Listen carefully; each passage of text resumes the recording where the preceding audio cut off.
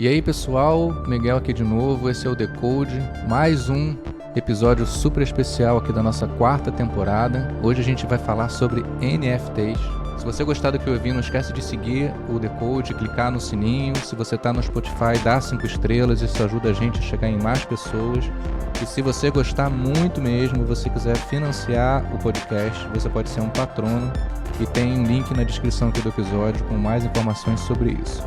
Então, tudo certo, vamos lá. Tudo começou em algum momento de 2021, os NFTs de repente estavam por toda parte, como se fosse o resultado de algum processo químico desconhecido ou, ao menos assim parece, as pessoas estavam de alguma maneira lucrando com a comercialização de figurinhas completamente banais, enquanto outras, inexplicavelmente, desembolsavam grandes valores para declarar que possuíam os títulos de propriedade delas. Celebridades e influenciadores de redes sociais também não conseguiram parar de falar deles. De Serena Williams e Logan Paul a Matt Damon, o burburinho sobre NFT logo transcendeu gerações e chegou ao círculo dos ricos e famosos. Uma subcelebridade chegou a ser pega em ação ao monetizar os seus próprios gases, isso mesmo, os seus peidos. E esses NFTs, por falar nisso, vêm com o slogan "Faça parte da história", com a primeira coleção de pote de gases em NFT já produzido. Imagine o cheiro. Se você ainda não está imerso nesse esquema de pirâmide, tudo é meio chocante e você pode estar se perguntando o que essas coisas significam de fato. Em essência, um NFT te dá a posse exclusiva de um objeto digital. Imagens, sons, tweets e virtualmente qualquer coisa pode ser transformada em NFT. À primeira vista, comprar um NFT pode parecer com um ato para adquirir uma obra de arte original, mas com direitos de uso digital e armazenagem em blockchain. Você não pode, em outras palavras, segurar nas mãos como uma pintura ou um pôster. Sendo o mercado de NFT um tipo de velho oeste dos direitos de propriedade, alguns deles foram convertidos em tokens sem o consentimento de seus autores. Mais inacreditável ainda, o objeto digital quase sempre permanece totalmente acessível para todos online, o que torna, no fundo, toda a premissa de exclusividade discutível, exceto no senso abstrato de um direito de se gabar. Em uma só palavra, NFTs são uma besteira, e como a maioria das besteiras tecnológicas americanas, vêm embrulhados em uma linguagem populista de Araque sobre comunidade e uma pretensa retórica de inovação. Assim como as criptomoedas, é difícil argumentar sobre o seu valor real. De forma parecida com as startups mais idiotas do Vale do Silício, eles podem ser melhor compreendidos como investimentos especulativos nos quais alguns poucos privilegiados podem tirar dinheiro de algo que não tem nenhum benefício social que o compense. A maioria, de fato, é apenas lixo inútil. As NFTs valem tanto quanto um código QR em uma tampa de garrafa de Coca-Cola que te direciona para um link morto de download de um MP3. É suficiente dizer que o valor em qualquer sentido reconhecível não é realmente a questão aqui. Paulo Vega, hoje a gente vai conversar com o meu amigo Paulo Vega, que tem uma coleção de centenas de NFTs. Ele é um dos maiores, se não o maior investidor em NFTs do Brasil, certamente que eu conheço, ele é o maior. E ele não está entrando nisso porque é hype, ele já investe em criptomoedas há muitos anos, a gente já conversa há bastante tempo, ele é o meu guru em assuntos relacionados a criptomoedas e NFTs, acompanha de perto desde os primeiros projetos de NFTs que foram lançados, e eu acho, na verdade, que o Paulo é o Satoshi, mas ele nunca vai assumir isso. Antes de começar esse papo, é importante a gente dizer que ninguém aqui, nem eu, nem o Paulo, a gente não é analista de investimento, a gente não recomenda que você invista o seu dinheiro em NFTs ou criptomoedas. Esse é um mercado extremamente arriscado e volátil, ok? Bom, Paulo, a gente está vendo essa popularização das NFTs e das criptomoedas vindo junto com essa enxurrada de críticas, em geral, muito raivosas, como essas que eu li agora, do Luke, né, do Luke Savage. E me parece que essa definição de NFT como algo que te dá a posse exclusiva de um objeto digital, aqui nas palavras do Luke, simplifica demais o potencial de uso dessa tecnologia e o valor mesmo desses tokens. Mais do que um objeto digital, a NFT é um contrato, um direito, é um ativo que pode ser negociado entre pessoas. Então, eu acho que antes de rebater as críticas que ele faz nesse texto, vale a pena você explicar melhor o que são os NFTs de fato. Então eu vou começar com 3 perguntas e você, como um comprador de NFT, não como alguém que está falando sobre o que alguém que compra NFT, né, compra na verdade, Vamos lá com essas 3 perguntas. O que você comprou de fato quando você transferiu o seu dinheiro para a carteira de alguém em troca de um NFT? Ou seja, o que é um NFT para você? E por que você decidiu investir em NFTs? E a terceira pergunta é por que tanta gente odeia as NFTs? Tá bom. Olá, Miguel, muito obrigado por essa apresentação aí generosa. Eu, com certeza, eu não sou o maior colecionador, mas talvez eu seja um dos mais interessados e esforçados. Então, eu estou aqui bem, bem grato de poder compartilhar um pouco minha empolgação e o meu conhecimento e a minha animação aqui com esse novo setor.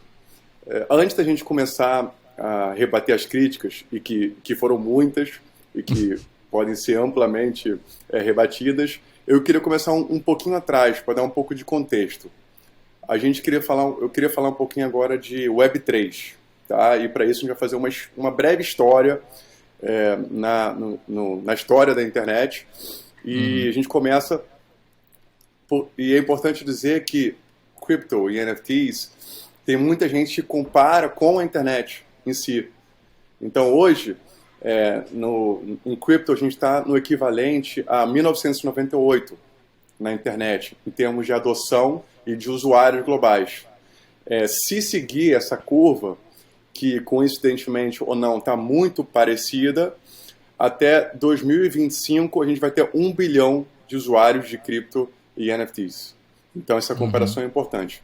Mas vamos discutir um pouquinho essa história. Então, em 1998, mais ou menos, não vamos falar de idade, né, Miguel? Mas assim, a gente já estava mexendo com computador, já trabalhava com tecnologia, já éramos nerds.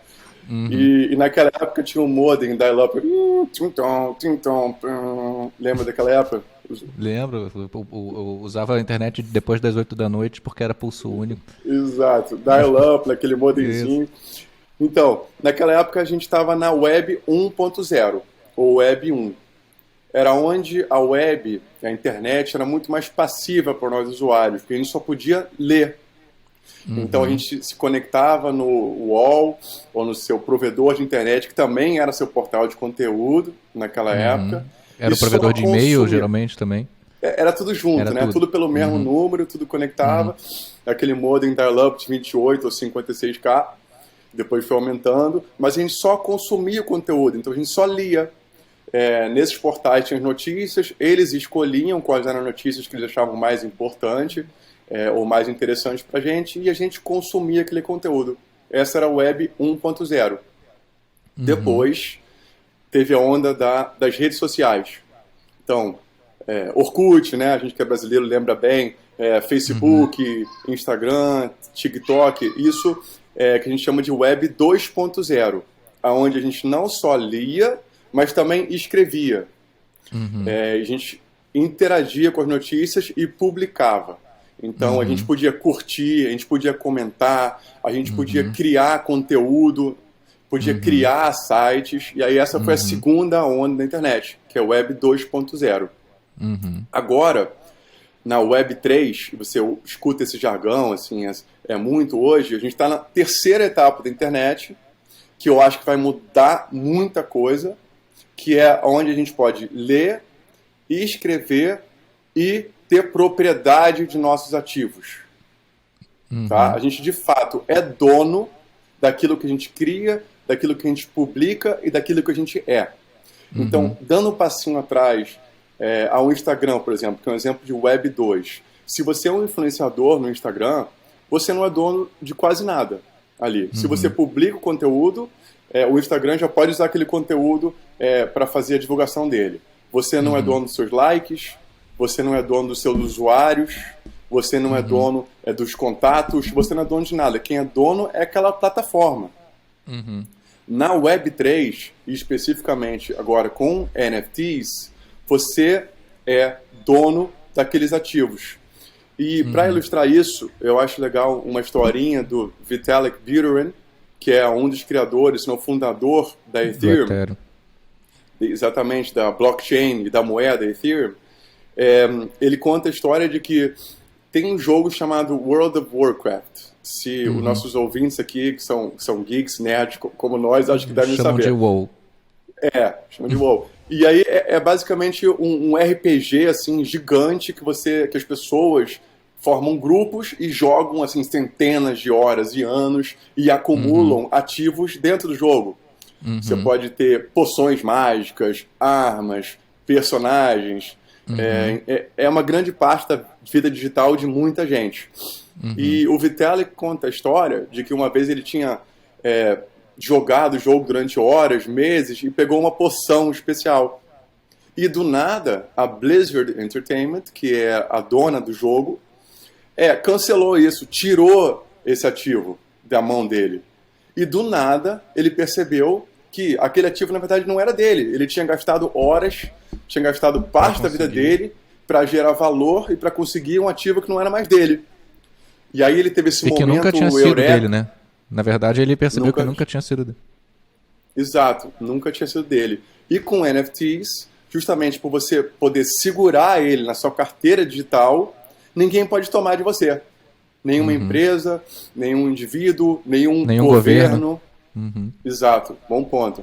Então, de fato, dá autoria e propriedade, ownership em inglês, dos ativos digitais. E essa é uma das grandes quebras de paradigmas e inovações do blockchain, que nada mais é que um livro-registro dos seus ativos digitais que é descentralizado, incontrolável por qualquer entidade ou pessoa.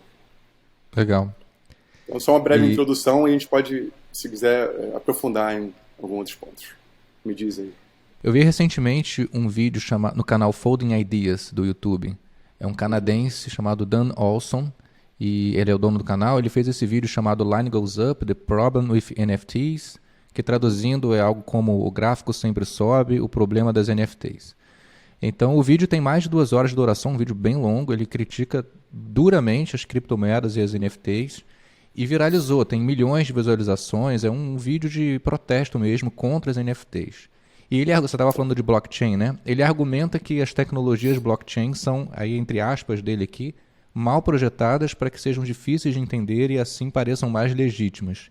Então ele acredita que a tecnologia blockchain é desnecessária e por isso não deve ser adotado, pois o sistema financeiro funciona muito melhor.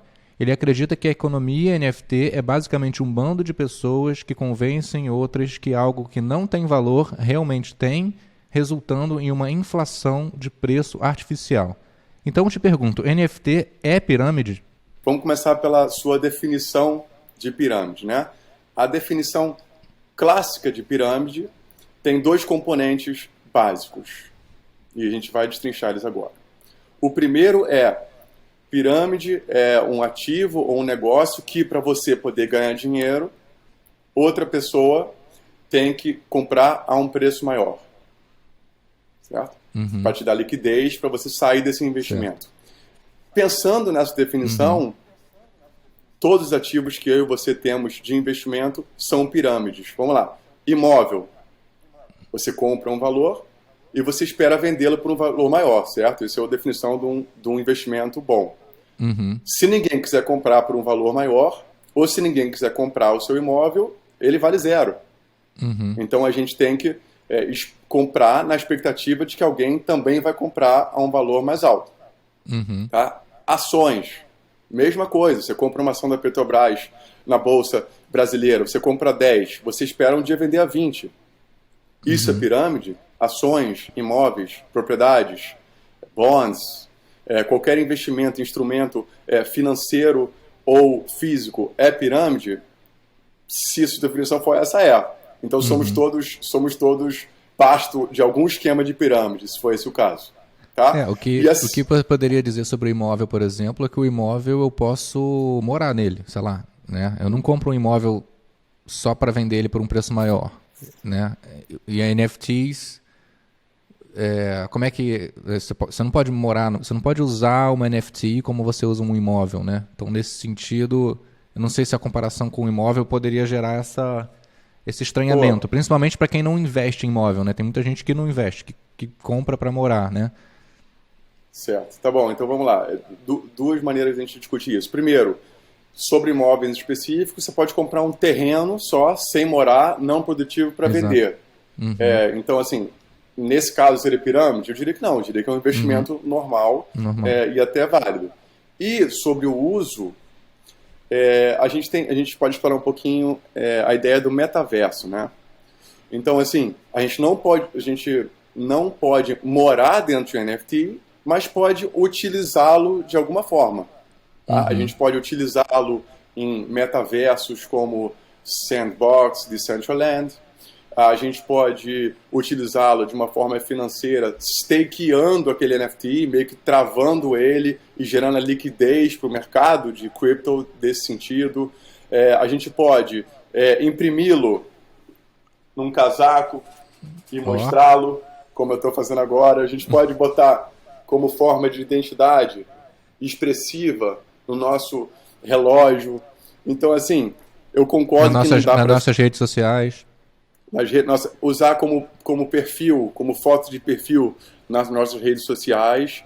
Então, eu argumentaria que NFT, sim, tem vários usos. Obviamente, seu valor é subjetivo, como grande parte das coisas na vida, mas tem vários usos. E, sim, a gente, se quiser tratá-lo como investimento, precisa que outra pessoa compre pelo mesmo valor ou um valor mais alto, para a gente poder realizar um lucro naquele investimento. E a segunda parte, para rebater, só para acabar essa discussão, é que um Ponzi tradicional geralmente garante rendimentos altos ou fixos naquele investimento. Os NFTs sérios, obviamente que existem scams, e existem pessoas que estão querendo te enrolar sim, e eu acho que a gente pode falar um pouco mais sobre isso, para tentar evitar, né, que interessados possam cair nesse tipo de armadilha, mas os NFTs sérios não prometem nada. Muitas vezes prometem algumas coisas, como utilidade, que a gente já falou um pouquinho, pode aprofundar mais, prometem comunidade, prometem diversão, e prometem, sei lá, brindes e outras vantagens. Mas ganho financeiro, nenhum NFT sério vai te prometer, porque, obviamente, não se dá para garantir um ganho financeiro sem risco muito alto. E não sendo uma pirâmide que depende de pessoas para fomentar esses lucros altos. Então é assim que eu rebateria esse argumento da pirâmide. Tem uma outra crítica que é em relação ao conceito de escassez digital, né? NFT é o nome token não fungível, né? Significa justamente isso, né? Uma NFT é um ativo único, escasso, né? Você não tem infinitas quantidades desse NFT, você tem um especificamente. E aí de novo falando desse vídeo que eu estava comentando antes, ele fala o seguinte, que a escassez digital só se aplica ao próprio token e não à coisa que o token representa, porque as imagens podem ser baixadas e copiadas, né? Eu posso tirar um print da imagem que está associada ao NFT e fazer qualquer coisa com essa imagem. Então, onde é que está a escassez? Por que você pagou por alguma coisa que qualquer um pode ir lá e copiar de graça? Tá bom, boa pergunta. Também é uma crítica muito recorrente. Tem até pessoas, né, de forma sarcástica, dão o right click, save as, né, botão direito do mouse, save as, botam e agora é meu o NFT. Agora é meu, roubei. Cara, assim, a melhor forma de... eu sou esperto, cara. Porra. Você é mais esperto que milhões de pessoas. Então, tem duas coisas a falar sobre esse assunto. Primeiro, para quem teve a oportunidade de viajar para Paris e ver a Mona Lisa no Louvre, que é uma das maiores, né, obras artísticas reconhecidas como uma das maiores obras artísticas e mais valiosas do mundo, você pode ir lá, seu telefonezinho HD, tirar uma foto daquela Mona Lisa e agora, ou ir lá no gift shop, né, na loja de souvenirs, pegar uma impressão em alta resolução e botar na sua casa. E aí, a Mona Lisa é sua agora? Você vai conseguir vendê-la por milhões? Você vai ter também, vai poder conseguir se expressar e falar para as outras pessoas que ela é sua? Assim, pode parecer uma coisa superficial essa questão de se gabar, mas é humano. Assim, duvido ter alguma pessoa tão iluminada que não gosta de mostrar para as outras pessoas seus pertences, suas conquistas. Faz parte do ser humano você poder se gabar e se expressar dessa maneira. Você pode argumentar que eu não quero me gabar dessa maneira porque eu não gosto de NFTs. Ok, mas tem muita gente que vê valor e o valor é subjetivo, né? Tem muitas obras de arte que valem milhões que as pessoas falam, pô, eu poderia ter feito isso. Isso aí é uma... É um monte de rabisco. É um bando de rabisco. Mas a verdade é que você não fez isso e você tem o direito de não gostar da arte. Mas as pessoas têm o direito a gastar milhões. Ou centenas de milhares, ou até quanto dinheiro ela achar que vale. Então, assim, sobre a escassez, a maioria desses profile pics, como Bored Apes, CryptoPunks, etc., tem 10 mil que são autenticados e originais pelo artista ou pela empresa que fez aquele NFT. Então você pode ter milhões de cópias, variações, etc. Só que se você pegar um desses JPEGs, que muitos são em formato JPEG, salvar e tentar vender, tenta vender. Essa pessoa que veio falar isso, essa pessoa que escreveu esse texto, faz isso, faz esse teste. Vai lá no Bored Apes, no OpenSea, que é o mercado livre das NFTs, salva o Bored Ape e tenta vender. Hoje, um Bored Ape oficial, certificado, verificado, está valendo por volta de R$1 milhão. Tenta vender. Tenta vender por 100, tenta vender por 10 mil, tenta vender por 100 mil. Duvida você conseguir. A não ser que você esteja tentando enganar uma pessoa e a pessoa for muito despercebida. Mas assim, não tem o mesmo valor. E não tem o mesmo valor porque ela não é certificada e autenticada pela pessoa que criou apenas 10 mil. Muito bom. Mas eu poderia, por exemplo, pegar abrir você tem a larvinha, né? Eu poderia abrir a tua larvinha aí, salvar no meu computador e criar um NFT com ela, por exemplo, e aí vender também certificado? Então, isso é um ponto bem interessante, assim, que a NFTs é um mercado completamente democrático, bem diferente da arte tradicional. Então, qualquer um hoje pode fazer, criar ou copiar qualquer imagem e criar um NFT. Tá? Obviamente, é como se você fazer uma falsificação e eles podem entrar de você porque eles têm os direitos autorais daquilo. Mas, vamos dizer que você faça isso. A questão é que esse NFT e essa coleção que você vai criar falsificada não vai ter um selo de autenticidade, tipo um verified do Twitter ou do Instagram, comprovando que aquela coleção de fato é original. Então você pode comercializar...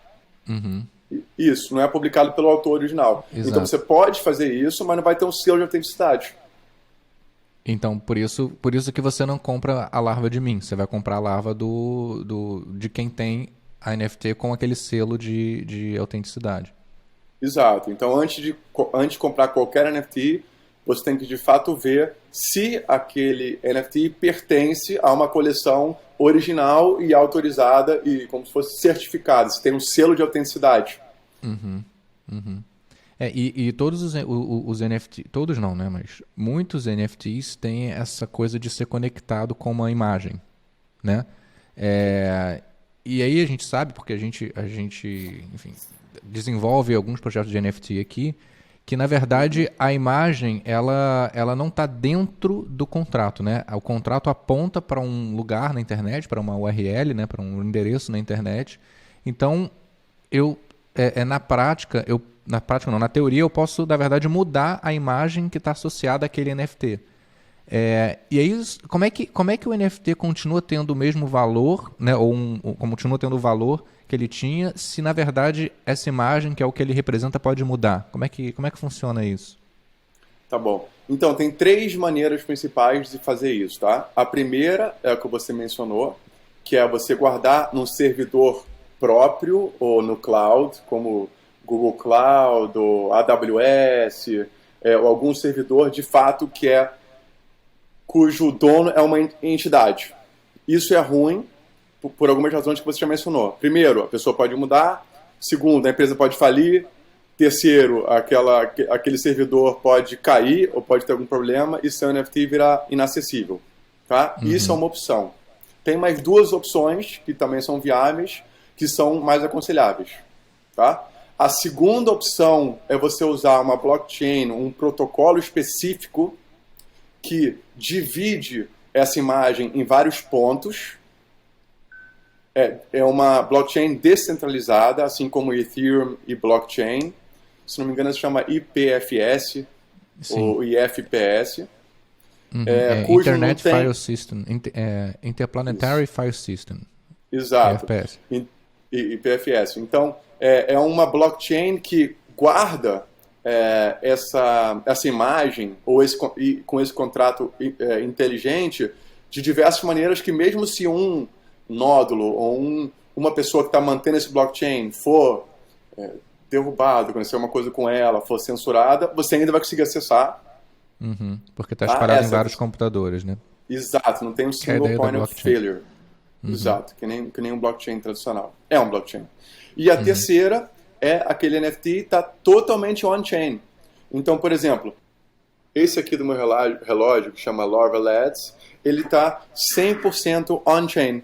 Então, toda a imagem, tá dentro do contrato. Todos os metadados está dentro do contrato e está sendo hosted no Ethereum blockchain. Então, assim, concordo plenamente com essa crítica. Existem alternativas mais seguras, mais viáveis e mais Web3 que essa alternativa.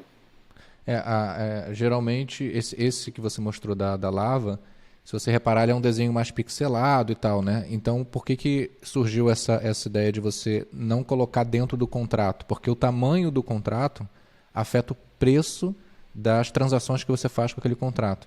E quando você tem imagens mais complexas, a gente está fazendo um projeto de relógio, por exemplo, né, que não é pixelado, é um relógio, né, lindo, perfeito e tal. Não tem como eu armazenar isso dentro do próprio contrato. Então eu uso um serviço e aponto o contrato para aquela imagem. Exato. Mas isso não o que me chama a atenção nesse caso é que não é exatamente a imagem que está sendo comprada, né? É o que a gente estava falando antes. Se eu vender essa larvinha, você não vai comprar de mim, por mais que seja a mesma imagem, né?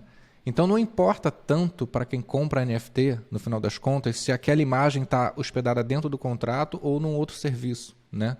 Porque você não está comprando só aquela imagem, né? E a gente estava falando sobre isso, né? Muitos projetos de NFT, eles, enfim, eu acompanho, eu vejo que existe isso. Eles vendem para os investidores a promessa de um roteiro de desenvolvimento, que em inglês eles chamam de roadmap, que geralmente é muito ambicioso, com objetivos grandiosos de se tornar um metaverso, de se tornar um jogo que vai ser jogado por milhões de pessoas, e que a gente sabe que é difícil de ser atingido, né? Você acha que isso é uma irresponsabilidade dos idealizadores? Existe ainda muita irresponsabilidade nesse mercado? Qual é a tua visão sobre como identificar esse tipo de coisa e se isso tende a diminuir ou aumentar aí nos próximos meses? Boa, excelente pergunta. Então, eu acho que a gente está num momento no mercado de NFTs que tem muito capital, né? Tem muita liquidez, está muito na moda, tem muitos fundos, muitos investidores, tem muita gente que está olhando como uma oportunidade de ganhar dinheiro fácil e rápido. E aí fica mais um aviso, assim, isso não... você tem, para ser um investidor, você tem que estar disposto a perder tudo. Tá? Não é um investimento seguro, como uma empresa estabelecida, ou como uma poupança que não está dando nada. Mas, assim, não existe, né, um investimento com pouco risco que tem muito potencial de ganho. Risco e retorno. Né? Isso é claro. Mas a gente está num momento onde tem muita liquidez, então muitos projetos com pessoas despreparadas e com promessas gigantescas e reais estão conseguindo atingir e receber capital de investidores muitas vezes despreparados, ingênuos e com sonhos de ganhos e retornos absurdos, de enriquecimento. Tá? Então, como é que eu enxergo isso? Esses projetos de NFTs são muito como startups. E aí eu sei que o Miguel tem muita experiência nisso também, que trabalha assim como eu há anos. Uhum.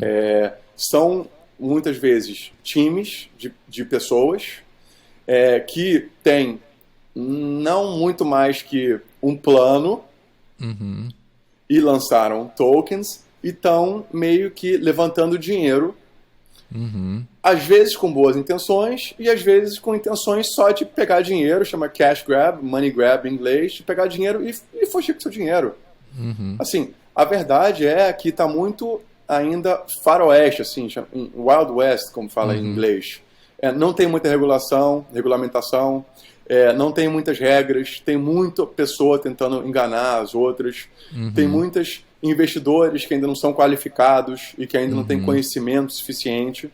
Então, o meu conselho quando se estiver avaliando um NFT, usar o paralelo da startup. Então, pesquisa tem que ser feita. A gente pesquisa quem são os fundadores. Eles se escondem atrás de avatares, eles são pessoas que têm LinkedIn, que têm Twitter, que você pode mandar um e-mail. Essa é a primeira coisa. O time. Né? Quem são as pessoas? Qual a experiência deles? Tá? Segunda coisa, que é o mesmo paralelo com startups, qual o roadmap que você mencionou? O que eles estão prometendo? Você acha viável? É factível? É um sonho alucinante? Porque muitas vezes no pitch da startup, o empreendedor ou a empreendedora também promete, não, daqui a 6 meses a gente vai estar faturando bilhões de dólares, né?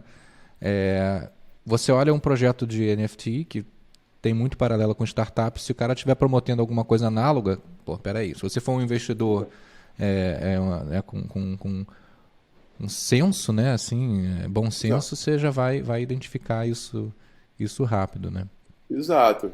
Então, essas duas coisas também, uma outra coisa a se ver quais são os outros investidores que já estão investindo nesse projeto. Quais são as pessoas que são advisor desse projeto. Qual é o plano deles para monetizar. Como é a comunidade deles? É ativa? Não é? Tem um programa chamado Discord, que é tipo um Mirk, um programa de comunicação muito comum no mundo de gaming, em NFTs e crypto. Essa comunidade... Eu vou fazer uma pergunta citando o Discord, mas pode Tá continuar. bom. Essa comunidade... Essa comunidade é ativa? É só bot? Tem pessoas de fato envolvidas? Se essas pessoas são positivas, se elas querem ajudar a comunidade, se elas estão só falando de dinheiro, quando vai ganhar dinheiro. Assim, tem uma expressão em inglês que é DYOR, Do Your Own Research. Pesquise você mesmo. Então, como qualquer investimento, quanto mais preparado você tiver, e quanto mais pesquisa, quanto mais horas você tiver investido naquilo, mais segurança você vai ter. Isso sendo dito, é um investimento tão arriscado, obviamente, com retornos assimétricos, mas tão arriscado quanto investir em uma startup. E a verdade, Miguel, você sabe bem, e seus ouvintes devem saber bem, 95% a 99% das startups falham. E é por isso que lá no começo da nossa conversa eu falei, tem que ser dinheiro que você está disposto a perder. É dinheiro especulativo. Você não pode usar seu cartão de crédito, pegar dinheiro emprestado, dinheiro que você precisa para pagar suas contas. Não seria responsável você fazer isso. Na ponta da lança, que nem a gente fala. É o mais especulativo que pode ter. Mais que isso, talvez é só pega seu dinheiro e vai para um cassino. Ou joga na loteria, né? Joga na loteria, talvez tenha mais... Assim, é tão arriscado quanto. E aí entra um pouco a questão da diversificação, né, que a gente conversa. Porque você pode perder todo o seu dinheiro num projeto, mas uma forma de você resolver isso, e você resolve dessa forma, você não investe num só. Você tem ali uma gama de projetos. Mas você estava falando sobre essa questão de você estudar a equipe, né? E um dos projetos mais emblemáticos de NFTs, um dos que mais fez sucesso, que a gente inclusive citou, que é o dos macaquinhos... a gente estava conversando antes aqui de gravar. Eu converso com muita gente que é bem contra os NFTs, né? Muitos artistas, inclusive, não sei se porque não entendem, enfim, isso é uma discussão, mas... e aí um deles resolveu estudar a fundo NFT. E aí ele foi estudar o caso do Bored Ape. E aí ele veio para mim com essa indagação. Porra, o Bored, você fala de tem que conhecer a equipe, sei lá o que, mas os fundadores do Bored Ape são anônimos. Então, não faz sentido essa explicação, né? Afinal de contas, você investe numa equipe que você nem sabe quem são as pessoas. Por que esse projeto fez tanto sucesso se a gente não sabe quem é que está por trás até hoje? Pois é, no caso do Bored Apes, Miguel, eles eram anônimos até 1 ou 2 meses atrás. E aí eles foram involuntariamente doxed, que é D-O-X-X-E-D, que é você ser exposto por alguém, sua identidade. Eles foram doxed há 2 meses atrás e saíram e agora não são mais. Mas assim, eles saíram do Bored Ape? Não. Eles continuam no Bored Ape, mas uma reportagem, se não me engano, da Business Insider descobriu que eles eram e doxed eles contra a vontade deles. Então hoje o time fundador já é conhecido quem é. Tá, mas ele ficou... Tá, mas a crítica continua válida.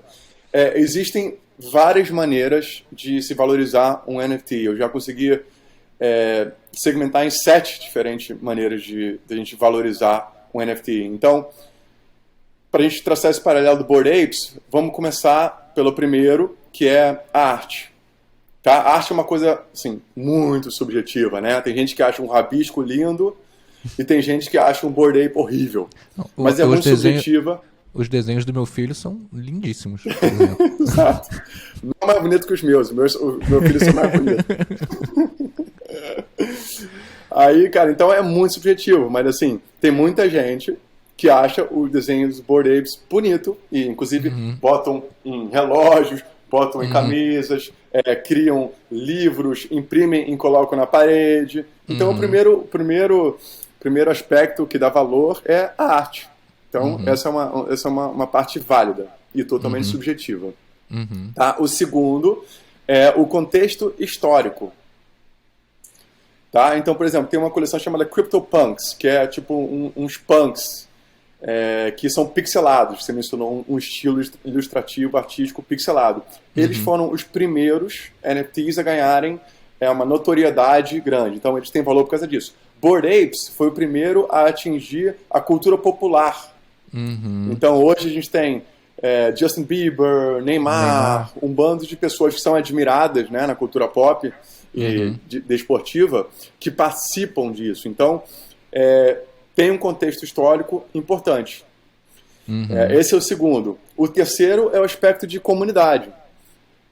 São 10 mil, então hoje tem 10 pessoas que participam dessa comunidade, que têm essa identidade em comum, que se organizam, se reúnem, conversam, têm isso em comum e usam isso para expressar sua personalidade e o fato de você pertencer a um grupo. Né? Então, exclusivo, todas né? as grandes... Exato. Então, todas as grandes paixões e vícios assim, tem as tribos. Né? Você vê a tribo do pedal, a tribo do Crypto NFT que eu participo, a tribo do mergulho, a tribo da pelada do futebol. Sim, os pets, né? Dos pets, exatamente. Todas têm tribos. E NFT o relógio, é uma forma... A gente está fazendo projeto de relógio também. Exato. Então, todas essas tribos têm alguma coisa em comum e você tem aquele valor de pertencer, e no caso do Bored Apes, de uma tribo seleta que o Neymar, Justin Bieber e Jimmy Fallon e várias outras celebridades participam. Então, esse senso de comunidade e todos os benefícios que vêm de participar de uma comunidade assim, também dá seu valor. Tá? A quarta é a utilidade. Então, por exemplo, a gente falou um pouquinho de utilidade no início do papo, mas por você ter esse NFT dessa coleção verificada, te dá acesso a algumas coisas na vida real também. Então, é tipo um clube de benefício, né? Exato. Boa comparação. Então, te dá direito a eventos, festas, reuniões. O Bored Apes fez uma parceria com a Adidas, que também lançou seu NFT. E se você tivesse o Bored Ape, você poderia mintar ou ter o NFT antes que qualquer um. Então, você ter uma lista VIP. Então, você participa de um grupo VIP dessa comunidade que está muito bem fundada, porque tem muito dinheiro, que pode te dar benefícios em troca de você segurar aquele ativo digital. Tá? Então, o quarto é utilidade, e é importante dizer que também na vida real, não só na digital. Tá? A quinta, e vamos ver se eu lembro das 7, já passei da metade agora. A quinta é o hype. Tá? Hype é uma palavra que vem do inglês, que é o quanto aquela coisa está empolgada, o quanto aquela coisa está admirada, o quanto ela está presente na cultura popular. Assim, é a empolgação que aquilo gera. E os donos dessas coleções e também os seus participantes e token holders são muito bons nisso. Porque quanto mais hype tiver, mais pessoas vão querer ter, mais vai valorizar e mais você vai poder vender seu ativo se assim você quiser para realizar um investimento que seja positivo. Então, tem sempre parcerias sendo anunciadas, tem sempre benefícios sendo anunciados, tem sempre airdrops, tem sempre outros NFTs que possam ser entregues para você de graça como benefício. Então tem um ciclo de hype aí que ajuda a manter o preço acima de um certo nível e numa curva, tudo dando certo, nunca mas tudo dando certo, sempre positiva. Tá?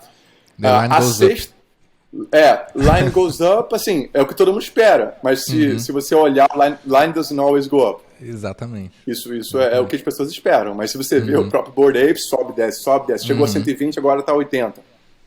Imagina, 40% do seu investimento cai em 2 semanas. É um baque difícil para se engolir, né? Que outro investimento, a não ser, né, sei lá, uma coisa muito especulativa, faz isso. E, então, volatilidade é uma coisa... volatilidade é uma coisa que tem que estar disposto a encarar para participar desse mercado. Tá? Então, o sexto e penúltimo elemento é escassez barra raridade. Então, no caso do Bored Apes, para seguir com esse exemplo, só tem 10 mil Bored Apes possíveis. Então, imagina, isso é uma lei, né, de economia, de microeconomia básica. Oferta e demanda. A oferta é estática. Não se pode ter mais Bored Apes. Então, se a demanda for subindo, o ponto de equilíbrio vai ser sempre um preço mais alto. Então, com a oferta estática e a demanda por hype, por utilidade, por parcerias subindo, o preço tende a subir. Porque tem mais pessoas que demandam e querem, estão dispostas a pagar mais por aquele ativo, e menos gente disposta a vender, o que causa o preço a subir. Tá? E o último, que é por último, mas não é o menos importante, é a especulação. Né? Não vou dizer aqui que isso não faz parte, e também não tenho vergonha de admitir que eu gosto de ganhar dinheiro. Eu gosto de dinheiro. O dinheiro, né, me dá acesso a coisas básicas como, né, educação, comida, saúde, mas também me dá acesso a experiências que eu não poderia ter se não tivesse dinheiro. Também me dá acesso a poder ajudar pessoas que não têm tantas oportunidades e tanto dinheiro. Enfim, o dinheiro da pessoa, ela decide o que ela quer fazer, não estou aqui para julgar. Mas tem um aspecto muito importante que é o ganho financeiro, e é a especulação. Então, quanto mais especulação houver, quanto mais as pessoas quiserem de fato ganhar dinheiro, causa o preço a subir. Tá? Então, esses são os 7 fatores que causam o Bored Apes a estar quase a R$1 milhão, e é assim esse modelo que a gente pode usar para valorizar qualquer NFT que existe hoje. E você estava falando que são 10 mil Bored Apes, né? A larvinha também são alguns milhares, eu acho. Não sei quantas são. 5 mil. 5 mil. Então isso cria escassez, mas assim, é não fungível, né? Então um Bored Ape não é igual ao outro, né? Como é que é esse preço, né? Um macaco com chapéu rosa é mais caro do que o macaco sem chapéu. A larvinha azul é mais cara que a larvinha amarela. E se cada NFT dentro de uma coleção tem um preço diferente, como é que você diz que um Bored Ape vale 1 milhão? É tipo a média? Como é que você calcula isso? Boas perguntas. Então vamos lá. Vamos seguir com o exemplo do Bored Ape, né, que é o mais presente aqui no nosso consciente hoje. O Bored Ape, quando eles criaram a coleção, eles criaram uma série de atributos. Tá? Então, de repente, a produção pode mostrar aí um Bored Ape, mas vocês vão ver que tem atributos como alguma coisa na cabeça, uma expressão facial, roupa, alguma posição. Brinco, se não me engano, são 5 a 7 atributos, que a base continua igual, ou seja, sempre vai ser um macaco, mas que existe uma série de atributos que mudam conforme o macaco. E no processo de criação, é um processo que chama minting, que eu não vou entrar muito na parte técnica, mas se você quiser a gente pode entrar depois. Esse NFT em específico, quando a pessoa compra pela primeira vez, é aleatoriamente criado um macaquinho com esses diversos atributos. Então, vamos dizer, cor da pele dourada, chapéu, um capacete, cara sorrindo, roupa, uniforme de futebol. E foram criados 10 mil com atributos diferentes. Só que alguns atributos são mais raros que os outros. Então, por exemplo, pele dourada, vamos supor que são só 5.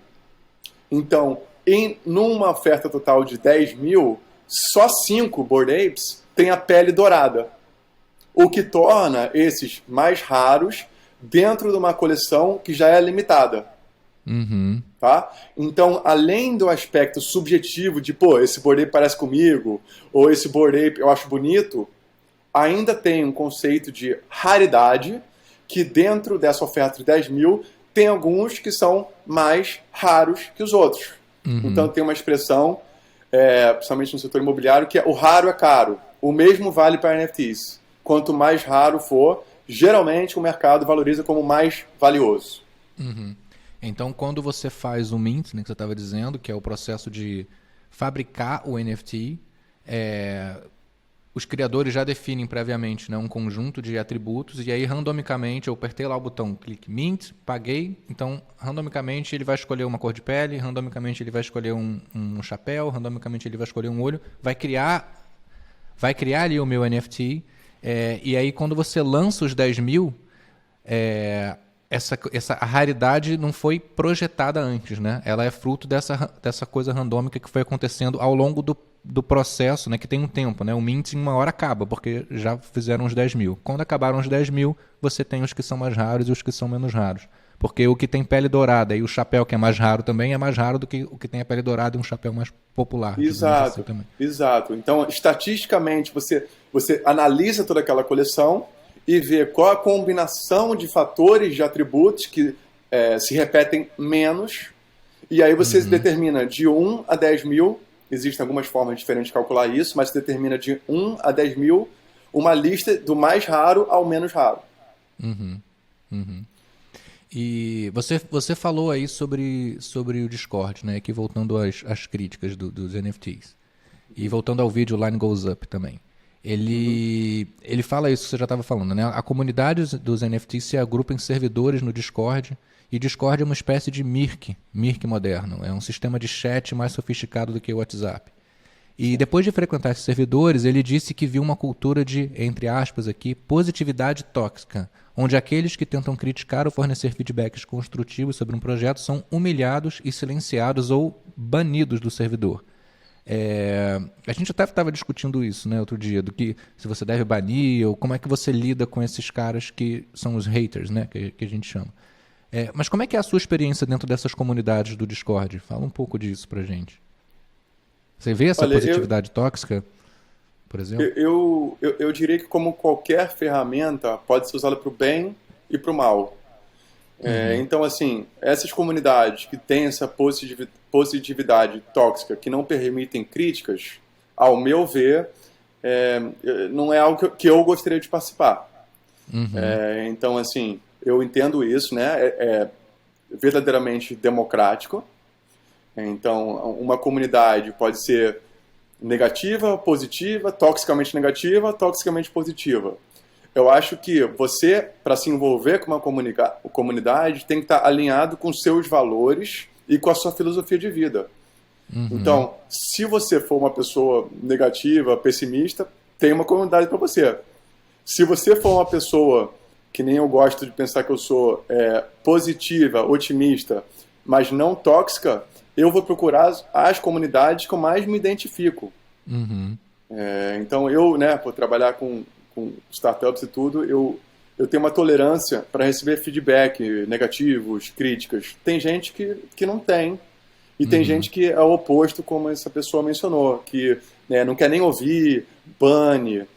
Eu acho isso censura. E como qualquer tipo de censura, eu não acho legal. Então, assim, eu diria que existem comunidades boas, comunidades ruins, comunidades tóxicas, comunidades positivas, otimistas, pessimistas.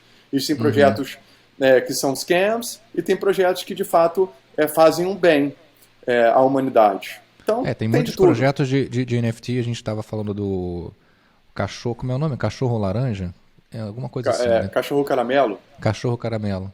E assim como que é até um projeto brasileiro, essa ideia de uma parte do que eles ganharem vendendo nos NFTs vai ser convertido para alguma instituição de caridade, né? Exato. Então, aí, uma das críticas da pessoa que escreveu era que não traz nenhum bem à humanidade. Tem muitos projetos cuja parte da receita vai diretamente para uma campanha positiva e de sustentabilidade, ou de diversidade e inclusão, ou contra a fome, ou a favor da educação. Então, assim, isso já é um contra-argumento claro àquela crítica. E ao contrário do Criança Esperança, enfim, esses outras iniciativas tradicionais, você consegue verificar que aquele dinheiro realmente foi para a instituição de caridade, né? É totalmente transparente nesse sentido. Excelente ponto. Você estava falando isso dos que é scams. bom do blockchain. Você estava falando, eu ia falar de blockchain de novo. Você estava falando dos scams, né? Dizem que a blockchain e, portanto, as NFTs, porque elas são fundadas na blockchain, são muito seguras, né? Mas, ao mesmo tempo, toda hora aparece alguma notícia de scam, que é essa palavra aí que está virando popular para designar uma falcatrua, uma sacanagem feita com NFTs. Então, eu queria que você explicasse o que é um scam e por que eles existem se a blockchain é assim tão segura. Tá bom. Vamos lá. Eu queria começar questionando um pouco a premissa de que em NFTs ou Crypto tem mais scams do que em outros setores. Porque eu acho que todos os setores têm isso. Aqui no Brasil, no caixa eletrônico, quando você bota seu cartão, não tem o scam, ou pelo menos não tinha o scam de uma maquininha que segurava seu cartão de crédito, prendia e depois o ladrão ia lá e pegava? Assim, bem analógico, bem scam. Aqui não tem do pessoal da net que entra falso e te assalta. Aqui não tem, no mundo não tem e-mails que quando você clica eles vão, te leva para um site falso do seu banco. Não tem notas falsas. Assim, scam, desde que a humanidade existe, existem scams, porque nem todos os seres humanos são bons. Então, sempre vai ter. Se a blockchain é tão segura, por que ela não eliminou os scams? Beleza, então vamos lá. Né? Beleza, a segunda parte é essa. A blockchain é segura. 100% segura historicamente. A blockchain do Bitcoin, por exemplo, que é a mais famosa. O problema não está na blockchain, o problema está no usuário. Então, assim, esses scams são porque o usuário ou clicou em algum link, ou comprou alguma coisa, ou dividiu a senha com alguém, ou anotou a senha num lugar, gravou na foto do celular, mandou por e-mail, onde um criminoso se aproveitou desse erro do usuário para levantar esses fundos de forma ilícita. Tá? Então, não é que o crime aconteceu na blockchain. A blockchain é imutável e super segura. Esse crime aconteceu proveniente de uma falha de segurança ocasionada pelo usuário ou pelo software que ele está usando. Tá bom? Então, assim, é bom a gente definir isso e dizer que não é que a blockchain ou NFTs, etc., são usados e são inseguros. O que são inseguros são as práticas dos usuários. Agora, a gente pode dizer que, por ser crypto e por ser blockchain, permite formas criativas, imediatas e muito efetivas de se roubar dinheiro.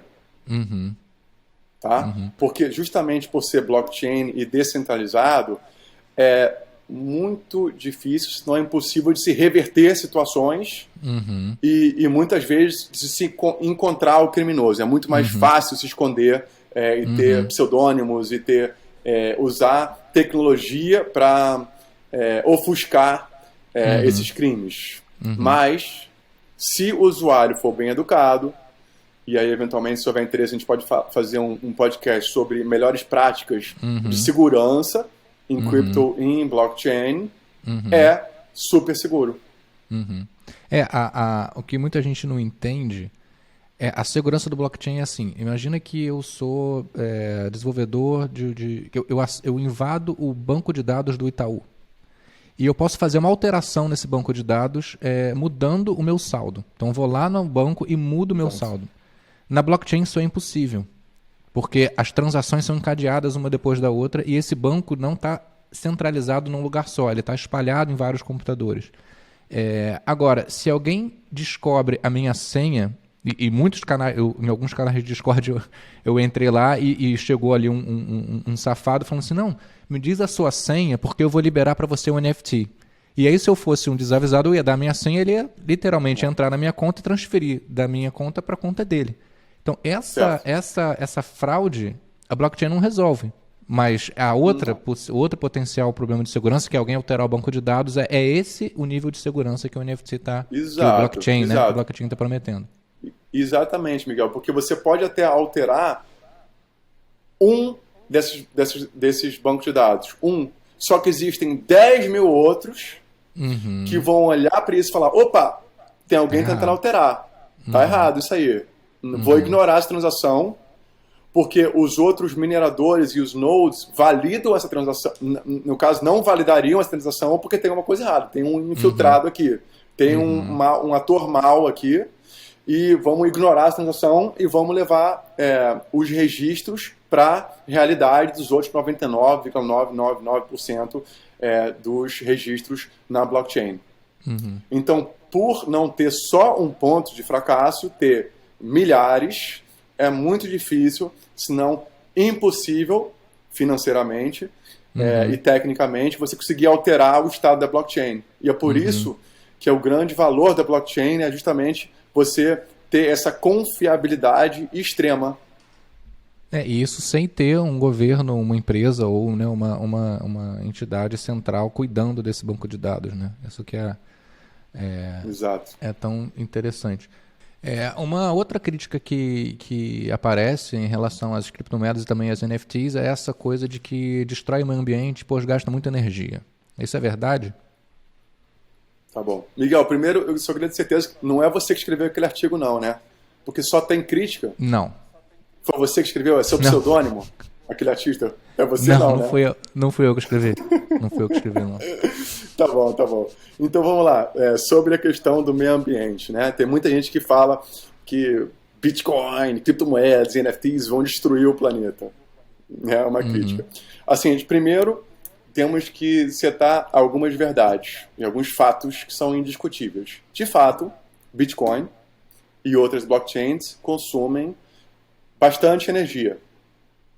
Tá, isso é um fato inegável. Consome bastante energia. Então, se você não enxerga valor transformativo, revolucionário, inovador que essa nova tecnologia traz, a gente não consegue nem discutir. Porque nenhuma energia, se você acha que não vale nada, nenhuma energia vai valer a pena. Certo? Vai ser tudo já acabou por aqui. Vai ser tudo um desperdício. Tá? Então, a primeira coisa... Se fosse uma torneira aberta, só jogando água pelo ralo, né? E você não quer essa água. E você não tem valor nenhum para essa água. Você não acha que você pode beber, você não pode tomar banho, você não vai fazer nada. É só rasgar dinheiro e rasgar recursos. Se essa cabeça, se você tem essa opinião, ok. Sim, de fato, não faz sentido. Não tem valor nenhum na sociedade. Tá? Isso é a primeira coisa. Segunda coisa que falam se de fato o Bitcoin virar a moeda global, se Ethereum atingir a adoção na internet, os gastos de energia vão ser exponenciais. Isso é falso, tá? Porque o número de transações não aumenta o gasto energético da blockchain. Uhum. Se tiver uma transação ou 1 bilhão de transações, isso não afeta, ou pelo menos não afeta tanto a quantidade de energia utilizada pela blockchain. Tá bom? Mas o gasto de energia, ele não acontece quando você faz a validação de uma transação? Então, se é isso, o número de transações não aumenta o gasto energético? O gasto energético não aumenta diretamente com o número de transações. Um bloco é minerado a cada 10 minutos, independente do número de transações. Uhum. E você pode ter várias transações dentro de um bloco. Exato.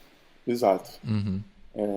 Então, é isso. E uma outra coisa que eu queria falar, de repente a produção pode fazer um apêndice no primeiro ponto, que é, se você, por exemplo, luzes de Natal, né, durante o mês de dezembro, isso utiliza um enorme gasto de eletricidade.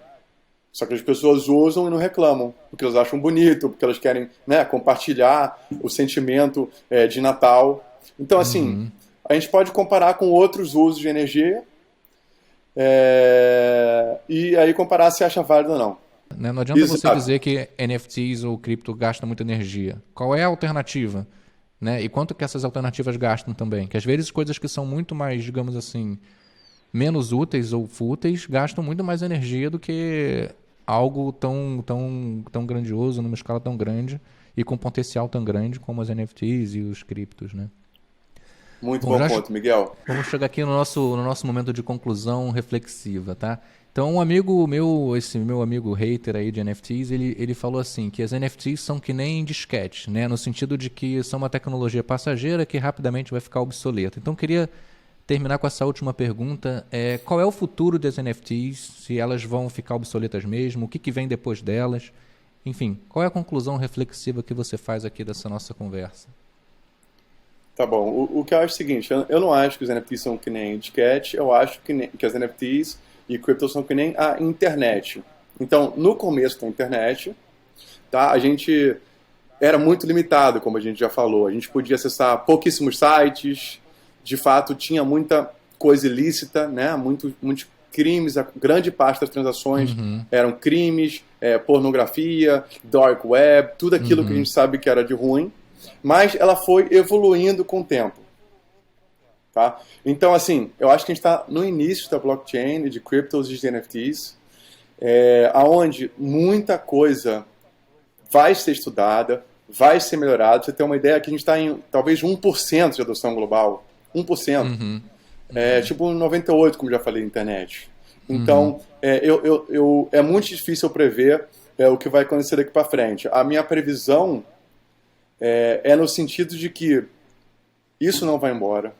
Isso já mudou e vai continuar mudando muita coisa, muitos aspectos da nossa vida, aspectos sociais, aspectos financeiros, aspectos culturais.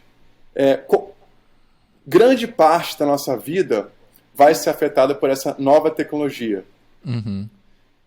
Isso eu tenho certeza. Eu acho também que a gente está muito cedo. Então, fica o convite aí às pessoas que quiserem também aprender mais, se aprofundar. Eu posso dar uma lista de recursos que você pode adicionar, Miguel, ali a descrição do episódio. Então, eu acho que assim, se você se interessou, se você quiser aprender mais, se você quiser começar a investir de forma responsável, ainda tem tempo.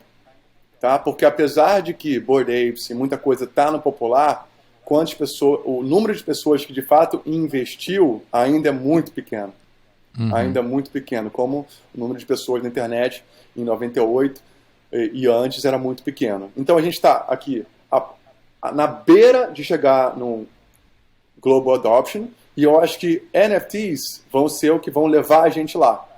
Cryptos começou, mas NFTs são a fronteira que vão popularizar criptomoedas e blockchain e nos levar a um próximo nível tecnológico. Eu acho que é uma revolução, eu acho que é uma inovação, eu acho que é emocionante, estou muito animado para o que vai vir e estou bem otimista no que ele pode transformar a nossa sociedade de forma positiva. Você acha que a gente vai ter, que nem a bolha da internet, a bolha das NFTs? Isso eu posso dizer com certeza. A gente já teve no passado em cripto, e a gente tem microciclos e microbolhas também em NFTs. Então, tradicionalmente está sendo assim, ó, sobe muito, desce para um pouco, sobe mais, desce um pouco, sobe mais, desce um pouco. Eu acho que a curva é para a direita e para cima, mas tem picos e vales, picos e vales, picos e vales. Um dia o Neymar compra, outro dia NFTs morreram e cripto morreu. Tem um site, inclusive, muito engraçado, que o obituário do Bitcoin, ele conta quantas vezes a mídia declarou o Bitcoin como morto. Então, desde 2009, quando Satoshi inventou Bitcoin, inventou blockchain, tiveram centenas de vezes... Desde que você escreveu aquele artigo lá. Desde que eu inventei, né? Desde que eu inventei Bitcoin, Bitcoin já morreu centenas de vezes. E NFTs vai acontecer o mesmo. Então, é importante ter o conhecimento e a convicção de, se você for investir com o seu lado principalmente racional, e é como qualquer investimento. Caiu, você compra. Você não sai vendendo. Subiu, você vende. Então, vão ter esses ciclos de picos e vales, vai ser declarado morto, mas a minha previsão aqui é que nunca mais vai morrer. Muito bom. E, bom, depois dessa aula incrível, eu imagino que muita gente aqui esteja pensando, pô, quero saber mais, quero falar com o Paulo, estou cheio de dúvida. Como é que o pessoal fala com você? Qual é a melhor forma de entrar em contato? Pessoal, se vocês quiserem conectar comigo, e eu estou super disposto a ajudar no que vocês precisarem. O Paulo é um verdadeiro ativista das criptomoedas e das NFTs. Você já convenceu muita gente de que isso é uma coisa boa, né? Então, é com prazer que você faz isso mesmo. Ele não está falando só por falar, cara. Não, eu faço assim, eu já ajudo pessoas de forma informal e assim, na amizade, e eu também já trabalho com empresas que estão querendo, de fato, entrar em NFTs e metaverso, então estou super disponível para ambas as oportunidades. É só conectar comigo no Twitter. No Twitter? Tá. No Twitter, _ né, barrinha, Paulo Vega, barrinha de novo. Ou me mandar um e-mail para hello@paulovega.com e meu site, que é paulovega.com. Muito bom. Eu vou ter o maior prazer de continuar a discussão com vocês e responder qualquer dúvida. E obrigado, Miguel, pela oportunidade aí, a gente poder ensinar um pouquinho mais desse mundo que eu gosto tanto. Não, eu que agradeço aí você der uma pausa aí nos teus estudos de NFTs para vir falar aqui com a gente. Foi uma aula mesmo, mais uma. Então, pessoal, obrigado por vocês que ouviram a gente até aqui. Se tiver qualquer dúvida, crítica sobre NFTs, manda para o Paulo. Crítica sobre o podcast, manda aqui para mim. E até a próxima. Valeu, pessoal. Tchau, tchau.